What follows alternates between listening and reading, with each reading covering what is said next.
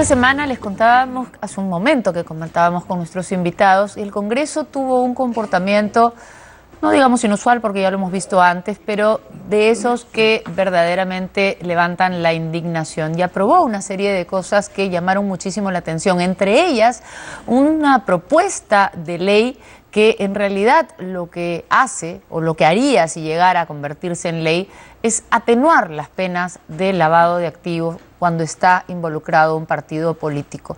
¿De qué se trata esto? ¿Cómo se llegó a este nivel? ¿Y qué es lo que puede pasar? Todo se lo cuenta Carlos Hidalgo. Ha sido aprobado en segunda votación. Se pide exoneración del acta para invitar a ese acuerdo. Se pide exoneración del acta para ejecutar ese acuerdo. Una imagen que podría resumir lo que ha sido el Congreso durante este 2018 y una decisión que parece explicar el rechazo que buena parte de la opinión pública tiene contra este poder del Estado. Una vez más hemos sido testigos de cómo esta bancada mayoritaria dictatorial cree que puede todavía defender a sus corruptos. Es un proyecto que ha sido aprobado de manera express. O sea, este martes fue discutido en la Comisión de Constitución sin respetar ninguno de los procedimientos establecidos. Hoy día llegó acá a discutirse sin haber tenido el tiempo de madurarlo y hemos votado el proyecto en segunda votación cuando el voto en contra era elevadísimo. Acá realmente lo que se trata es de especular, inflar el globo y al final generar el caos. La apurada aprobación de la ley contra el financiamiento ilegal de partidos políticos no solo ha provocado un rechazo casi generalizado, sino también ha dejado en evidencia una vez más las grietas en el fujimorismo. Vía las redes sociales, el presidente del Congreso, Daniel Salaverry, fujimorista en licencia que no participó en la sesión de votación, calificó de esta manera a la norma.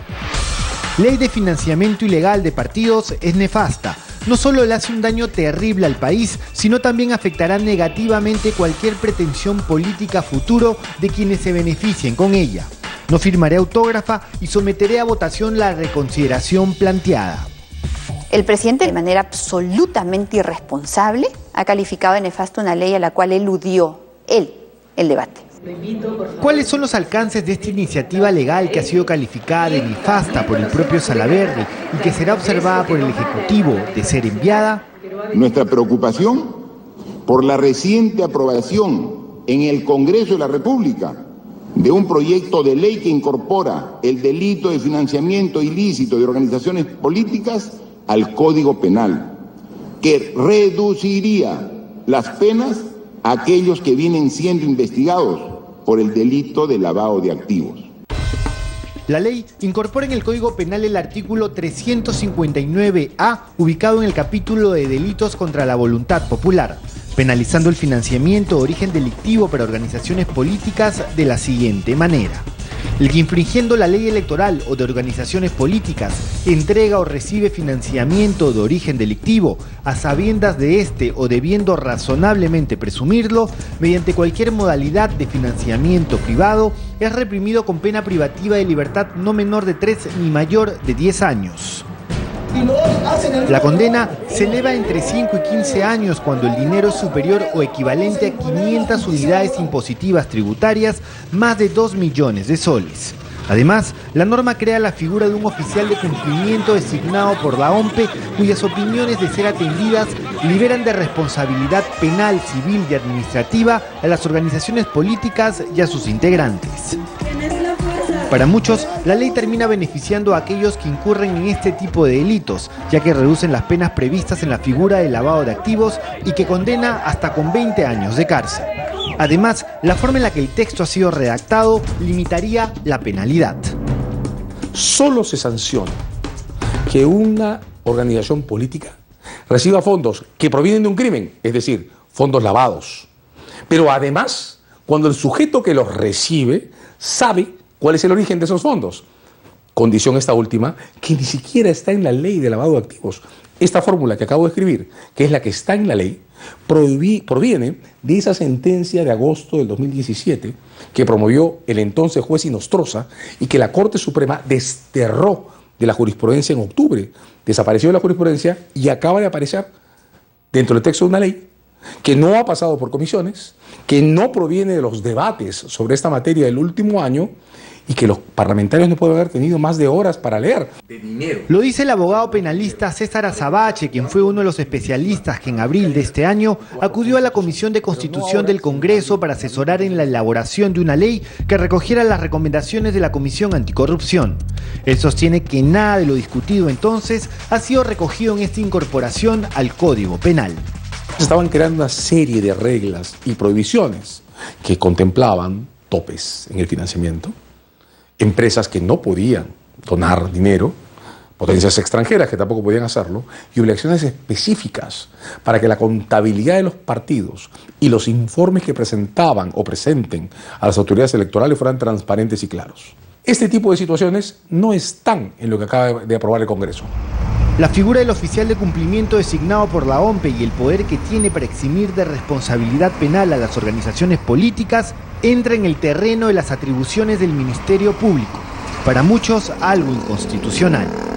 Lo que me ha parecido inaceptable es que esta ley pretenda llamar oficial de cumplimiento a un personaje inédito en la legislación peruana que, designado por elección propia de un partido político, tiene por función opinar cuando a él le parece que la Fiscalía puede investigar un evento de financiamiento ilegal y cuando a él le parece que no. De modo que hemos creado una cosa horrenda que se llama el veto a la Fiscalía. Por eso creo que es muy importante que el Congreso nos deje a los ciudadanos en claro quién ha redactado esto y para qué. Pues en el Congreso la única que atendió a nuestro llamado fue la fujimorista Rosa Bartra, presidente de la Comisión de Constitución, que elevó el texto al Pleno del Congreso para su aprobación, donde contó con el voto de los apristas y los fujimoristas. Ella defendió la norma. Algunos han señalado que esto es una forma edulcorada de lo que son las sanciones en lavado de activos.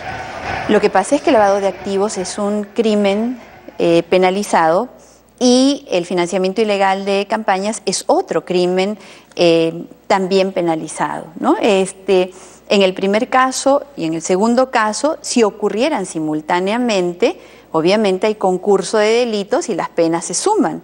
Así que si alguien comete el delito de lavado de activos y además comete el delito de financiamiento ilegal de campañas, puede tener penas que van hasta los 35 años. El presidente del Congreso de la República ha dicho que esta ley es nefasta. El presidente, de manera absolutamente irresponsable, ha calificado de nefasta una ley a la cual eludió el debate. Si a él le parecía nefasta, debió haber bajado a su escaño y haber presentado las objeciones que él tenía. Hacerlo por tuit, para un presidente que debe defender la institucionalidad del Congreso, es realmente lamentable. La norma podría ser retroactiva. La suspicacia fue planteada teniendo en cuenta que Keiko Fujimori, así como el expresidente Ollanta vienen siendo procesados por este delito. No hay retroactividad penal benigna en este caso porque se trata de un delito autónomo, de un delito que va a operar desde el día en el cual es aprobado y esperamos que sea aprobado. Varias voces han señalado que tal como está esta ley terminaría beneficiando a políticos que están siendo investigados por lavado de activos como Keiko Fujimori y Ollanta. Hay voces así y seguramente que están desconociendo que si en el caso se demuestra que el dinero dado por aporte de campaña está vinculado a obras públicas posteriormente adjudicadas, que es uno de los casos que se están discutiendo, esto constituye delito de soborno, delito de cohecho, y que te lleva al lavado de activos porque tienes un delito fuente, que fue precisamente este cohecho, este soborno. Entonces no veo por dónde podría provenir el riesgo. Tampoco cuando se demuestra que hay donaciones electorales anónimas, por ejemplo, y tú podrías llevarlo esto a falsedad de documentos. Para mí está muy claro que alguien ha pretendido introducir un texto así de mal armado para provocar que las defensas puedan pretender que solo a partir de este momento es posible perseguir penalmente la introducción en campañas políticas de fondos de origen delictivo. Y que además solo es posible hacerlo cuando quienes reciben esos fondos sabían de qué crimen provenían los dineros que se introdujeron en campañas o de los que se apropiaron, lo que sea.